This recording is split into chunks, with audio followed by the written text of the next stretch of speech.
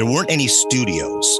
You did the shows inside of the workspace.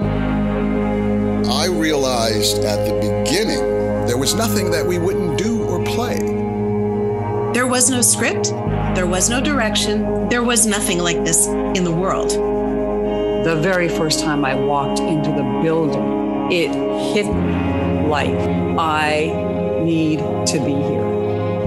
I was this kid who was this huge fan.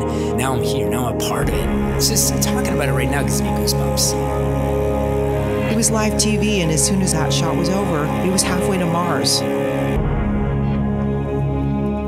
You could never be so far removed from the audience because they were right there looking at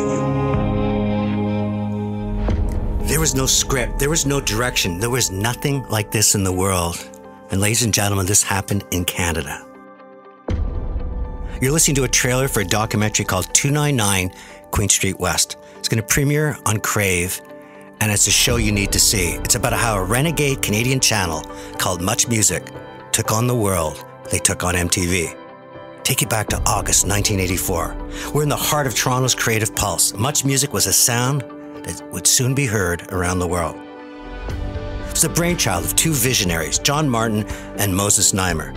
It was their response to this burgeoning music video phenomenon. This fans' insatiable appetite. They didn't want to hear music anymore. They wanted to see come to life visually. They wanted to put pop culture within arm's reach of desire. So we had these two visionaries. But like a lot of people with big ideas, they really didn't have a plan. They had 2 hours of content for 6 hours of airtime. Their answer? Let's make it showtime. They got on their network, they brought in Eugene Levy, Martin Short, unscripted parties devoid of rules. They set the stage for a new era in music television. And as I said earlier, a showdown with MTV. And 299 Queen Street West became the nation's music capital. The royalty showed up. Bowie, Spice Girls, Nirvana, Madonna, Britney Spears, Justin Bieber, Michael Jackson, U2, Eminem, and many more. And the fans, they were part of the show. But if they couldn't get in, they were voyeurs peering through the windows. Well, today I'm here recording at 299 Queen Street West. And joining me are two people with the most magical energy, two of the VJs that were part of this against all odds, fly by the cord of your microphone Canadian experiment that was Much wherever it aired. Erica M. was one of the pioneering VJs at Much Music. If you're a fan of the show, she's been on my show more times than anyone else. She's a dear friend. She is someone with such a magical heart. And she joined Much Music right after its launch in '84. She became one of the network's most recognizable and beloved faces. Her tenure at Much Music continued into the early 1990s, and she was part of shaping this cultural phenomenon. Rick Campanelli, often called Rick the Temp, prominent VJ at Much Music. He joined the channel in 1996. He had to step into some big shoes, and those he did. Hosted shows like Much On Demand and the Much Music Countdown. It was kind of this radio on steroids, interactive, fans calling in, and he just had the personality for engaging and making things happen. This is Chatter That Matters with Tony Chapman, presented by RBC. Erica, welcome back to Chatter That Matters. And Rick, welcome for the first, I hope, many more times. Oh, Tony, thank you so much for that beautiful introduction, and it's so good to be here. I'm so thrilled to be here. I mean, I'm your biggest fan, so thank you for having me back for the third time. So, Erica, I remember you in the early days of Much Music. I had two young daughters. That channel was never off. It was played louder than I wanted. And you were this fearless and role model, not just for youth, but especially for women. And I want you to take me back to those early days, because you didn't have necessarily the currency to take on that camera the way you did, but yet you did. And I'd love to hear about how that job came about. I think about those days a lot, Tony, and I had tunnel vision. All I wanted was to talk about music. And I just had to be myself. I didn't have anyone to copy, so I just did what I had to do. And by the way, it was super stressful. When I went on camera, I froze the first time. I remember I was with JD and he said, "And here's Erica." And Erica is radio silence. I sat there, my jaw was clenched, and he kind of, pushed me a little bit and joked around with me, and I sort of spit out my first words. So I was terrified. And so when you're terrified, you just have to sort of dig deep and say what's on your mind. And so how does that happen? Because I got to believe one or two things can happen. You're going to be bullied and saying you're not capable, or you find someone that says it nudges you and mentors you and coaches you. Do you think your life changed because of JD? Oh, yeah, absolutely. I was bullied like crazy. Absolutely. And JD Roberts was the guy who said, just watch me, follow me, do your homework, work hard, always be researched. He was the one who taught me how to be a broadcaster. And one other person, Bobby Gale, the late Bobby Gale from Polygram, who pulled me aside one day in a club and said, can I talk to you honestly? And I was like, of course. He goes, you're having a problem on air. I went, yeah, tell me about it. Because no one trained me. There was no trainer at Much. There was no Denise Donlin at the time, right? Like who helped you, Rick? Yes. There was nobody. They just said sink or swim. So this guy from the record company said to me, you know, when you're telling your stories, you need to do it beginning, middle, and end. Oh, I mean, no one had even explained that to me. I was just sort of vomiting out all this information about the music that I loved, but no one taught me about the structure. So those are the ways that I learned, is by listening to my peers. And occasionally people would be brave enough to point out things that I wasn't doing properly. And that's how I learned. So talk to me about Moses Znaimer. I mean, he's a name that rolls off. Some people are just think that this person is the iconic media personality. Other people have different opinions. What was it like working with him? Oh, he's 100% brilliant. This man reinvented media. I do keynotes about what he did and how he has changed media. And not just media, the way corporations could run and should run, the way he inspired his staff to be more than just someone who worked for a company. He inspired people to be, there was no language like this at the time, but entrepreneurs. All of us were encouraged to start our own shows, do crazy things. We were encouraged to go beyond what we were comfortable with. Most companies do the opposite, Tony. You know that. They say, stay in a box and do your job. Moses said, the first day I started to work there, he said, every job at City TV is creative. I didn't understand what he meant at the time, but through the years, and now, of course, looking back, I understand the brilliance in that, especially for businesses, to tell your staff, the people who do the audio, the people who are doing camera, so the behind-the-scenes people, they were just as important as us. And he encouraged everybody to go beyond their comfort zone. And that's why it was a hotbed of creativity. And it was usually interesting things going on behind the scenes, behind the cameras, that were the interesting things. If it was going to catch someone's eye watching on TV, or if it was going to catch someone's eye walking down Queen Street, let's do more of that stuff. And that's what he really let us know. He gave us free speech in terms of so that why doesn't that trust exist anymore? Because what you're defining is what utopia that everybody wants to work on. I'm equal. Everybody's part of this. We're all creative. We're all contributing. And I mean, he was way ahead of his time with diversity. He just wanted people that had life and energy. Why doesn't that exist anymore? I mean, you're a keynote speaker, Rick. You've gone on and done some amazing things. Why is it that organizations want to confine and put rules and borders up when we know that humanity soars when it's unleashed? Well, it's such a great question. And in fact, there's a woman named Rose Patton who wrote a book about new styles of leadership. I read her book and it's brilliant because what she is saying is that leaders today in the corporate world need to embody more of the skills that Moses had, which are the concept of flexibility and creativity and fluidity. I'm going to just bear with me here. Old white men believe in do it my way. And that's the way to do it. We need a different way of thinking, which is why you, Tony, need to be running more businesses or be coaching people. Because when you ran Capital C, people were lit up because you gave them not just permission, but you encouraged them, you dared them to be more than what they could be. I think that you and Moses are very similar.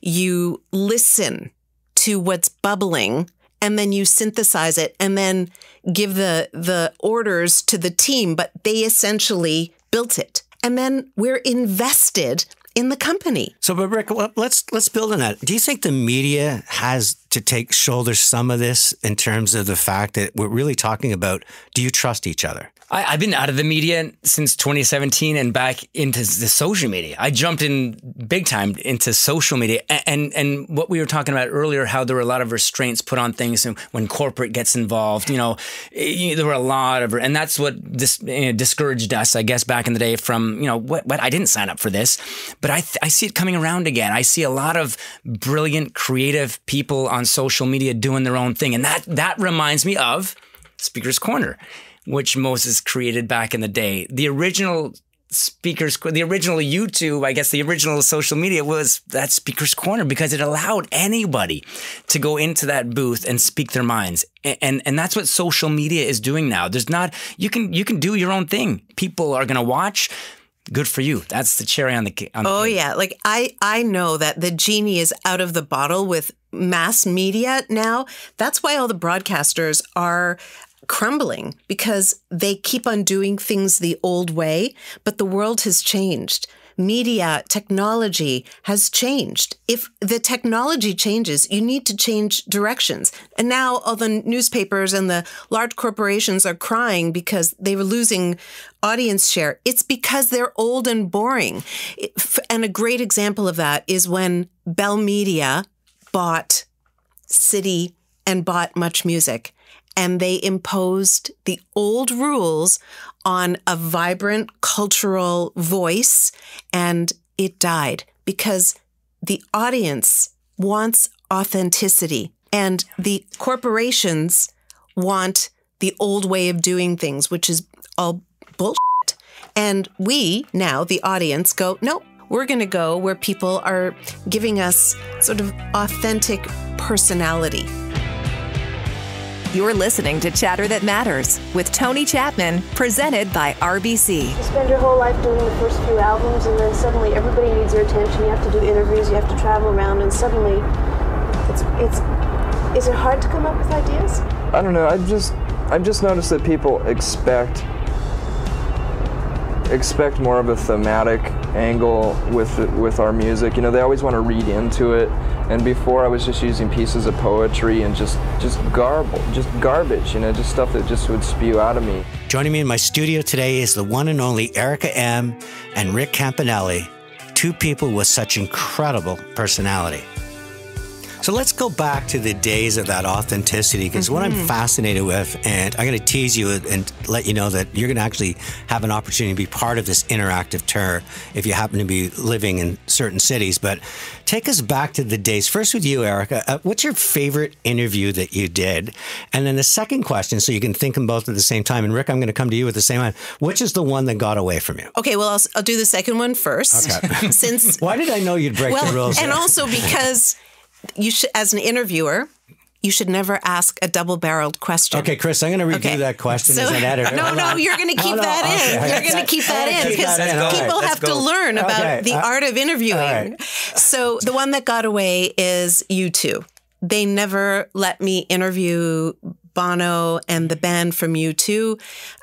I've always been a huge fan with them. I hung out with them before I was on air in the 80s. I met them when I was I think I was 18, and so was Bono.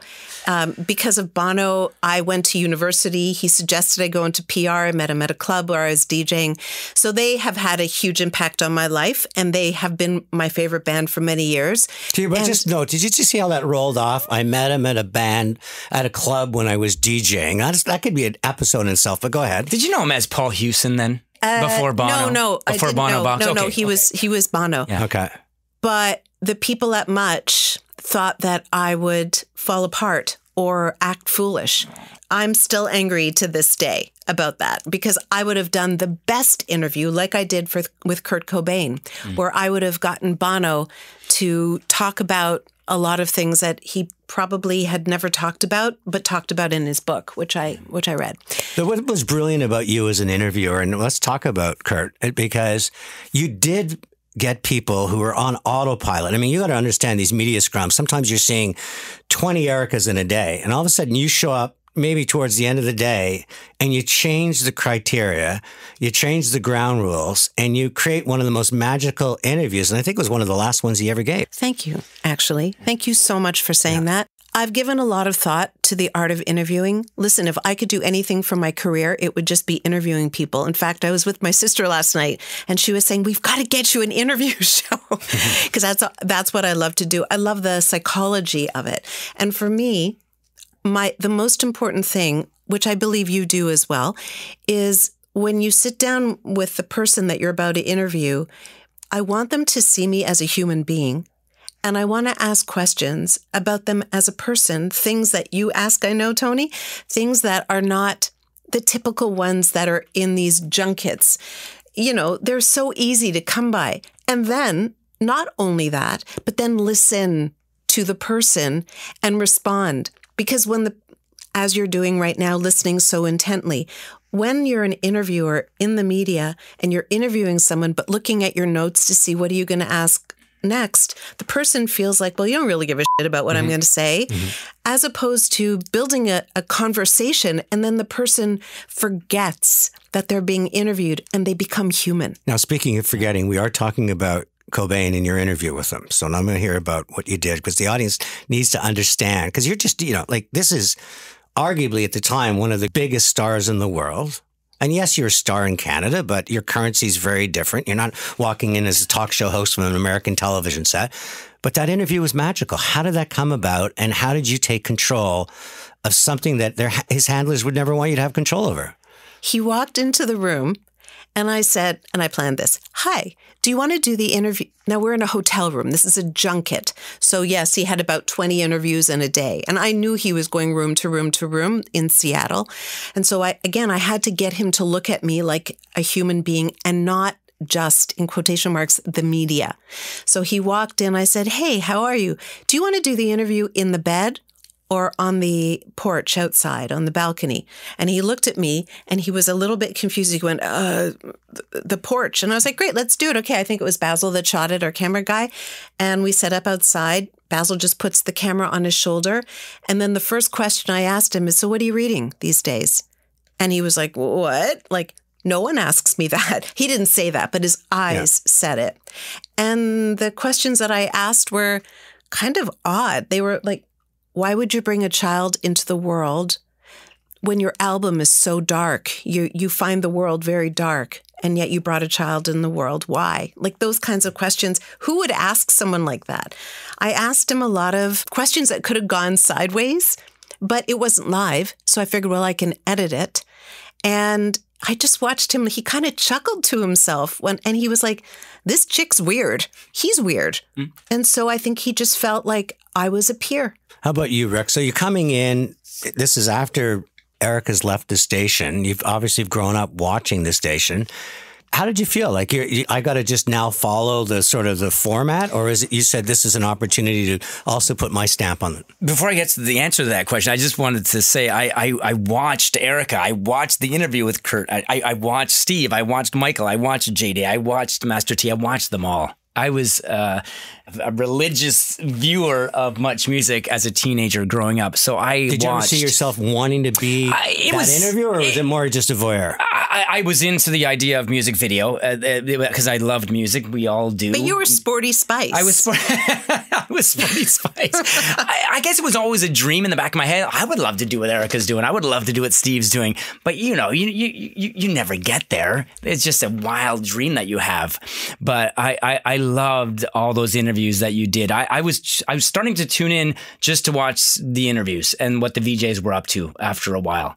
First it was all about the music video. Well, now it was about the personalities and seeing how they were conducting themselves and seeing how that interview was going. So I learned a lot. Do you think you were alone in that, or do you think organically that the audience was starting to move away from just being, you're kind of the filler to being actually now you're the substance? No, I think we all, as young Canadians growing up watching Much Music, we were the latter. This was the substantial part of Much Music now. This is the meat, the real stuff, the genuine stuff. Music videos, you could start getting other places at that point too. It was about Erica and it was about Steve and it was about all these amazing personalities. So I did all my learning watching these guys. And plus, at the dinner table growing up in a large Italian family, I always listened. I was the youngest. I never got a chance to talk. Watching Much Music for all these years, thinking, okay, one day, I was going through my path, becoming a teacher, like my older siblings, going to follow in their footsteps. But Much Music was always there. I was always holding on to it because I lived music. We all did as VJs back then. So, how many siblings in your family? 3 older siblings. And so when you decided that you weren't going to follow in the ordained path that I'm sure your parents were quite happy with, because they must have been very proud to say that they had children that were going to become teachers. How did that go over? I was the black sheep of the family. Yeah. Let's just say it. Or were you just so young they forgot about you? Well, that's it. I would always come in home late, after a night of partying or whatever at 2. My parents would be sound asleep because they went through it already with their 3 older kids.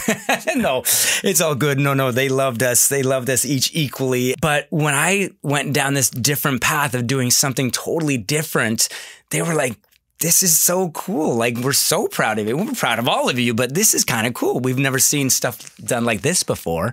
And I basically, when I won that contest in 1994, I won my new life.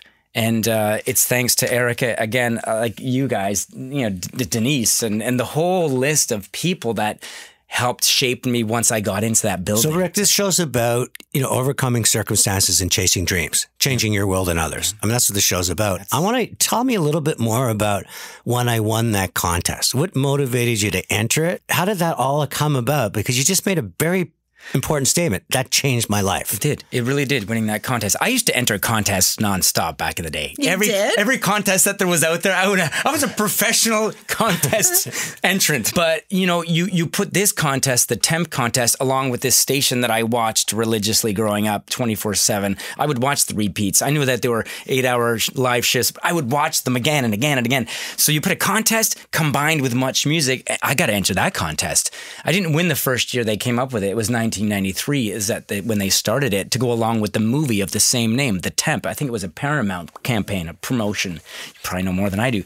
But I just thought, I got to win this contest. I want to be there. I want to be at this place that I'm dedicating so much of my time to as a viewer. And listen, thousands of people were entering those contests. I just happened to be the lucky one that won that contest. Stepping foot into this building all those years ago. It'll be 30 years next summer. I won the lottery. It was a dream come true. I entered this magical world of television, following the footsteps of Erica. I wasn't a VJ yet, but the dream was there. I want to point this out because, yes, he won a contest to be a temp. He wasn't on air. He was literally like a gopher guy. Yeah. And he is such an amazing guy. People frickin' love him. And this is where I want to tell you, he called me before this interview and he goes, "Hey, Erica, it's Rick. I'll see you in a little while. Can I pick you up a coffee before?"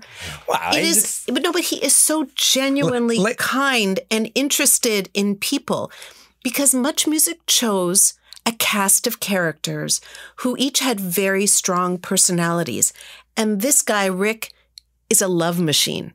He is kind, he's positive, he's genuine, he's the real deal. And that's why, and loves music and knowledgeable. And he works super hard. That Italian background, that his parents did a really good job because he's a great guy. Oh, and I just wanted to relive all those memories from yesteryear from bringing you coffee on set in the environment. I still remember the first time meeting Erica. Brought me a coffee. Yeah, I I was so nervous just being in that environment with all these are my icons. These are my heroes. How did you get in front of the camera? Well, I remember they used to bring me on to give away, do a contest. So there was a contest. So T would bring me on, Steve would bring me on. Unfortunately, I think you were on your way out at that time, Erica. I still remember meeting Erica for the first time. I don't remember it. You don't remember this story? No. So it was a chair like this, Tony. Oh, she was so big then. She was. She doesn't remember little me. Yeah. I was actually sitting at Erica's desk in her chair early one morning, doing my temp stuff, getting ready, whatever. And Erica comes over to me. It was the best. It was like 30 years ago. I don't know how it went down, but basically I was in Erica's chair and I shouldn't have been there because it's her chair. We have one little sliver in our little studio where and I was in your space. The chaos of Much Music. And you have one desk and it's like tiny, and that's your space amidst this cycle of like madness. It was and a circus, so you walk in and there's this kid sitting in my desk and I have to focus because what you need to remember is that there was no script. Yeah. It was all in my head. You had to be super focused. You had to be able to just block out chaos around you, which has served me very well, honestly, through the years. It gave me this ability to focus amidst madness. And I had this little tiny space, which in between each shot, you go back and you think about, what am I going to do next? So Rick, get out of my seat. to add to that too, it was from that moment forward, as a temp duty, I had to put all the names of the VJs on the backs of their chairs, and they still laugh about it to this day. Like the producer, lying. You put names on the back. Yeah, that was one of my. Yes, I had to put that so I wouldn't be confused. Look what you started. Yeah, look what you. Meaningless. There was no name on my chair. I wish there had been.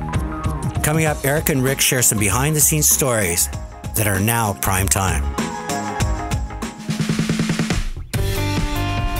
Hi, it's Tony Chapman, host of Chatter That Matters, presented by RBC. A big shout out to First Up with RBCX Music that promotes emerging Canadian artists. They provide a platform for these artists to perform, to find new fans through media exposure, and access industry experts and mentors. RBC is enabling Canadian talent to continue to hone their craft, progress their careers, and follow their passions. Supporting Canadian artists matters to RBC.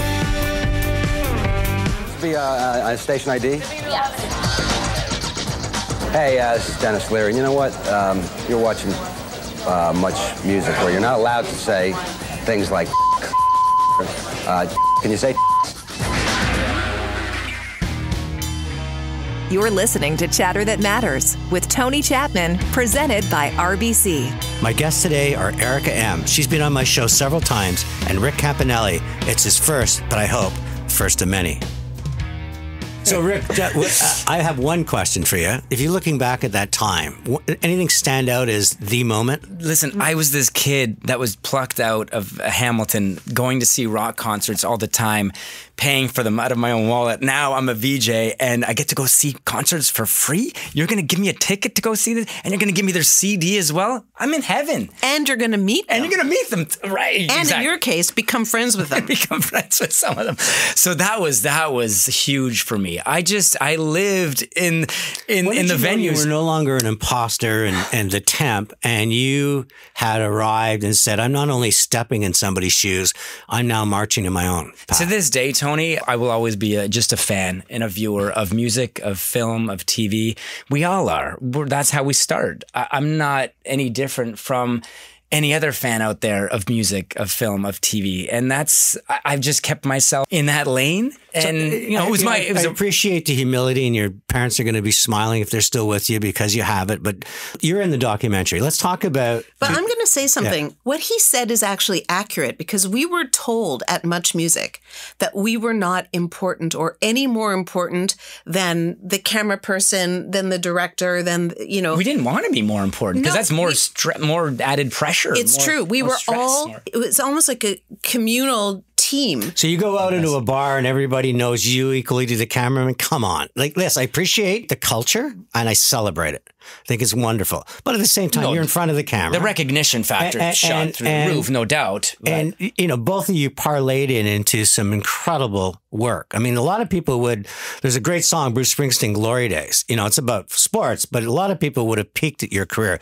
I'll never find another culture like this. I'll never find people like this. I'll never have that creative space to do it. Interesting enough, you found it through more media. I would argue you found it as an entrepreneur, but you both moved on. Looking back, what was the greatest lesson you've teased a couple that you took and you put in your knapsack that you still carry with you today? That you go, that was one of the defining moments of allowing me to blaze my own path in life versus having to go shoulder to shoulder or even go behind someone? I'll begin if you don't mind. Erica said it earlier. You want to approach every interview with different questions. You want to get them from that first second. And you did with Kurt. You did with all your subjects. Like, I wanted that same thing. I didn't want to be asking that same question that all 19 other junketeers were going to be asking, because they don't want that. They want something different, something that's exciting. So that's what I learned over the years. I'm going to get this person from the first second I open my mouth. They're going to be on my side. They're going to be like a peer. They're going to be loving every minute of this, sometimes 5-minute interview, 10-minute interview. You don't have a lot of time sometimes. So, did you ever feel you were part of, like, both of you, it was almost like you're talking to traveling Wilburys, like incredible talent coming together, producing beautiful music. And always in awe, because I used to, Petty, I used to write my own songs. Now I got to collaborate.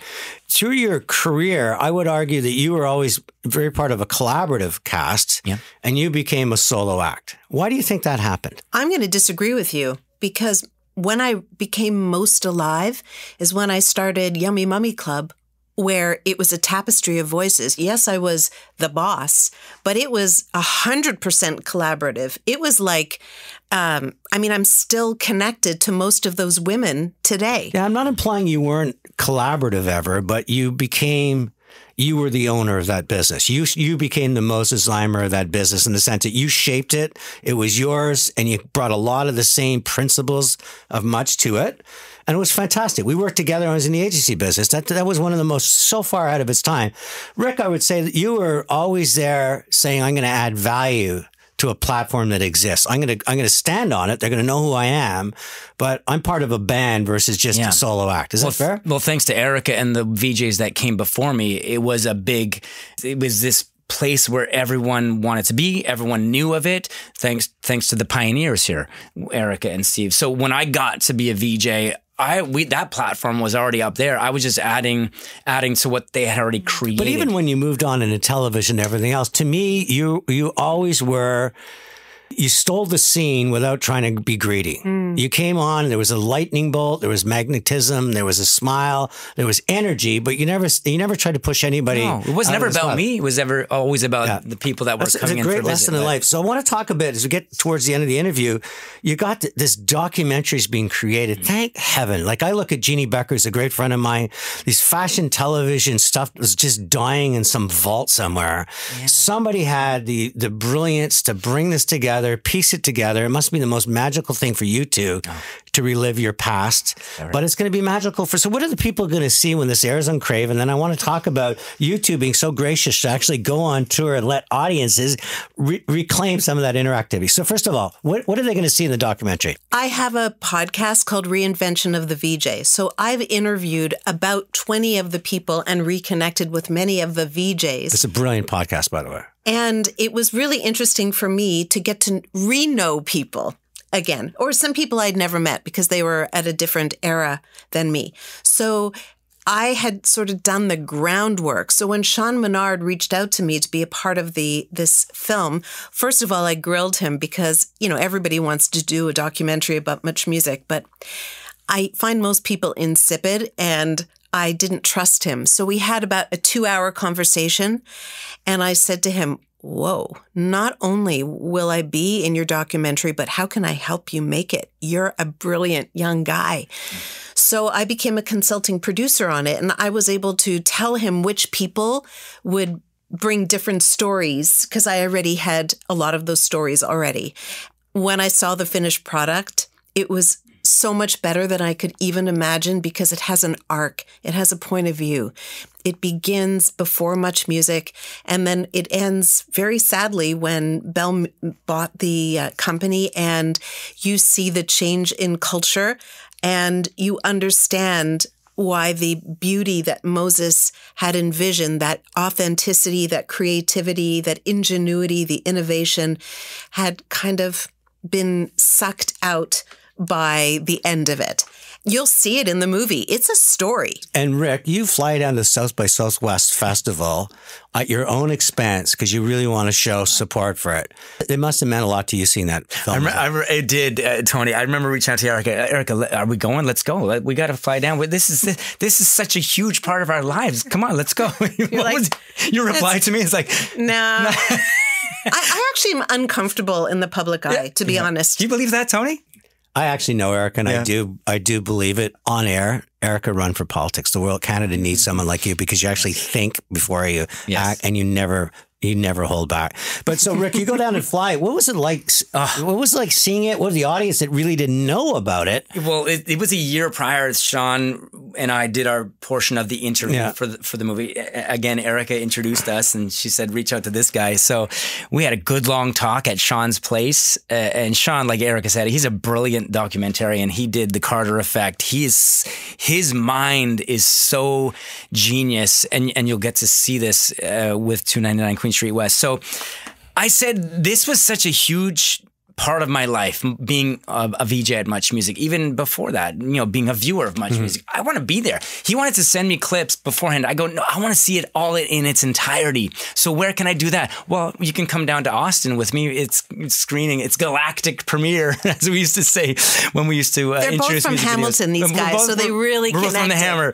Right. And so I said, Sean, I'm going to be there no matter what it takes. I'm going to be there. This is huge, and I want to be there for you. I want to be there for Much Music. I want to relive the magic. So yeah, we went to South by Southwest in Austin back in the spring, and we got to see it with a room full of people, mostly Americans. And the Americans, they knew what we were doing because we were highly competitive with MTV back in the day, being broadcast in the States. We had our popcorn, we had all our old Much gear on, and we just relived 2 hours of our lives. And I'm getting goosebumps right now. It brings you right back to the beginning. I learned a lot, but I didn't know these facts before, right up until, again, the very end, like Erica was talking about, when it was time to move on. You're listening to Chatter That Matters with Tony Chapman, presented by RBC. My guests today are Erica M. and Rick Campanelli, two of the most immensely talented Canadians whose magnetism extended beyond our borders to capture the attention of the world.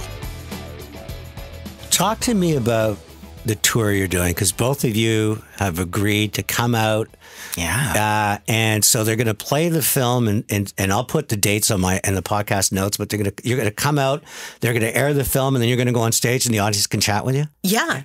And Sean is going to interview us. I was like, Sean, you're not an interviewer. You're going to double barrel your questions.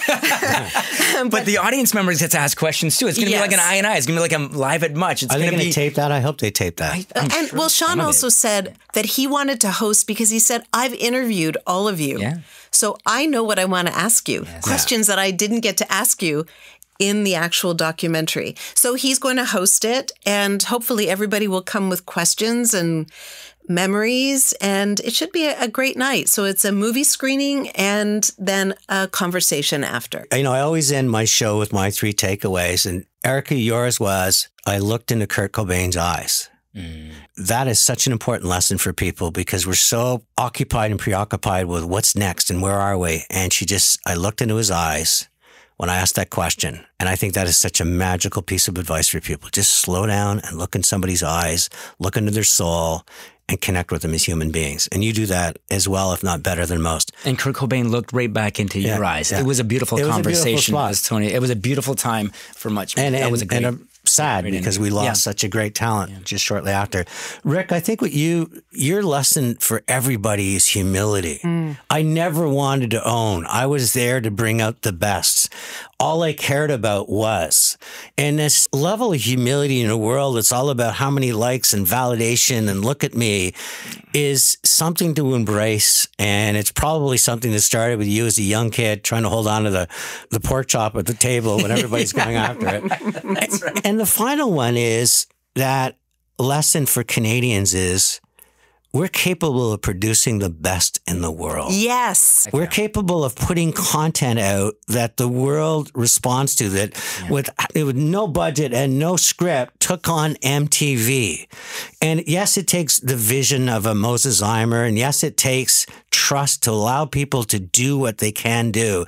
But a country of 38 million people with our intellectual resources, our emotional resources, just let us be, let us do, let us create, and we're going to be the kind of country that everybody in the world would cut off their arm to be part of, because that's what's possibility, and that's what I take away, that you guys were part of something that was great back then, but will remain great for decades to come. So thank you both for joining me on Chatter That Matters. Thank you so much. I always love this because I listen to every one of your podcasts, and I always wait for what are 3 takeaways that Tony is going to pull from each conversation, and these were great. Joining me now is Alan DePonsier. He's the CMO of RBC. Alan, welcome back to Chatter That Matters. It's great to be back. Great show on Much Music, and it really made me think that 40 years ago, that channel and some of the other brainchilds of Moses Znaimer, including Fashion Television, not only dominated the airwaves in Canada, but really found an audience around the world. Why do you think they were so special? They really knew their audience, first of all. Much Music appealed to a younger audience. They weren't just music videos, but over time they became a channel that reflected the interests and tastes of Canada's youth. So they're very focused on who their target audience was. Secondly, I think they were really authentic to who they wanted to be. You know, they didn't have the budgets of the MTV, so they had to be creative, and they really had to improvise and you know, experiment and learn as they went. And I think one of their secret sauces, though, is they really created this VJ culture. The VJs were the music experts versus hiring like TV stars that came in and really connect both the artist and the audience together. And I think they really brought the audience into the content. Do you think that today, with all the data that we deal with, there is room for that kind of experimentation? Because I love what you said. They didn't have the budgets. They had to just keep trying new things. And if it failed, so what? We'll find another route. Every organization today has to do it. Like, they got to continue to experiment. The challenges you have today versus maybe 40 years ago is it's a much more cluttered space for content. You have things like YouTube, you have TikTok. The audience that you're trying to appeal to has so many more choices to spend their time. But if you're not continually experimenting and engaging your audience, you're probably not going to be successful. So I think it's a must do versus can you. And when you talk about all these channels in this sort of noisy world, and I look at now with AI, you know, instead of drinking from a fire hose, content's going to come at us like a waterfall. What's your advice to my listeners in terms of how do you create content? I'll use the theme of my show that matters, that sticks, that people go, that's worth my time. You know, Tony, I'm going to let you in on a little secret. There is no silver bullet because there's many different ways to be successful in this space. A couple that would come to mind for me, what Much Music did really well, you got to know your audience. Who are you really trying to engage with? And what are their passion points? What do they care about? The second thing I would say in today's world, quality over quantity. You really want to make sure that what you're doing is going to truly resonate with your audience. The audience is busy. Do you have new information for them? Or do you have a unique perspective that they're not hearing from other folks? Is it helpful? Another way is really looking at cultural insights and really tapping in how people feel. And I think at the end of the day, the biggest one is really, how are you engaging or entertaining? You got to have unique ways to tell your story. You're going to lose people pretty quickly if it doesn't engage them that way. So there's not one silver bullet. I was being facetious up front.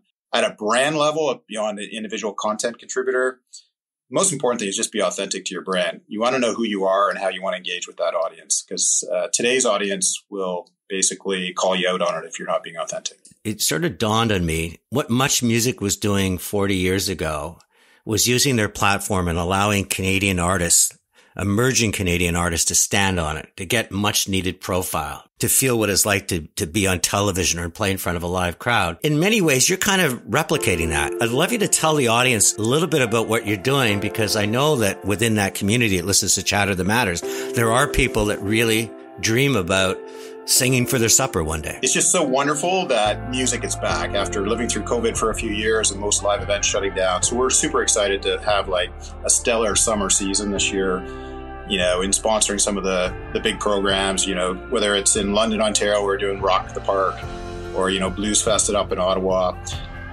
What we're trying to do is bring to get world-renowned artists like Alana Morissette or the Black Eyed Peas, and we brought them to like our concert series at the Canadian Open.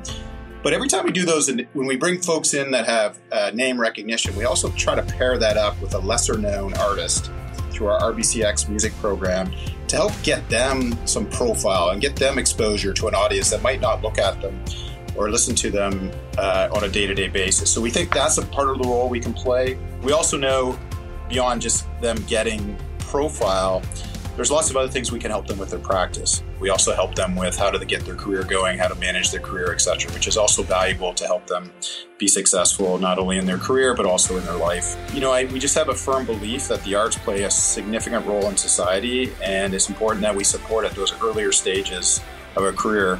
Everybody likes Justin Bieber when he's got 100 million followers or whatever his number is today, but helping out that young Justin Bieber is just as important. Alan, I really appreciate you joining me in the show, and I can tell you something, over my almost 200 episodes with RBC, I've taken great pride in those nuggets, finding the next Justin Bieber, or what you're doing with the Future of Work or RBC Community Golf, and the things that you're doing out there to really help people thrive and communities prosper. So I appreciate you coming and spending some time with me today, and I'll be knocking on your door again. Awesome. Appreciate it, Tony. Have a good one. Chatter That Matters has been a presentation of RBC. It's Tony Chapman. Let's chat soon.